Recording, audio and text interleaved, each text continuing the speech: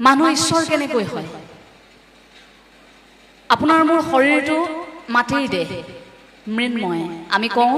যে পঞ্চভূতত বিলীন হৈ যায় আপোনাৰ মোৰ শৰীৰটো যেতিয়া আত্মাটো ওলাই যায় তেতিয়া আমাৰ এই শৰীৰটো পঞ্চভূতত বিলীন হয় কাৰণ মাটিৰ দেহ এইটো বিলীন হ'বই এই মৃন্ময় সত্তাটোত এটা চিন্ময় সত্তাৰ যোগ হয় অৰ্থাৎ যাক দেৱসত্তা বুলি কোৱা হয় সেই দেৱসত্তাটো কেনেকৈ আহে যেতিয়া মানুহৰ শাৰীৰিক গঠনৰ সমান্তৰালকৈ আমাৰ মানসিক স্তৰটো ঊৰ্ধ্বমুখী হয় সময় পৰিস্থিতি সাপেক্ষে আমাৰ যেতিয়া মানসিক স্তৰটো ঊৰ্ধ্বমুখী হৈ গৈ থাকে তেতিয়া লাহে লাহে সেই চিন্ময় সত্তাটো দেৱসত্তাৰ সংযোজন হয় সেয়া দেৱসত্তা যাক শাস্ত্ৰীয় জ্ঞান অনুসৰি জীৱন দৰ্শন বুলি আমি অনুভৱ কৰোঁ আৰু আমাৰ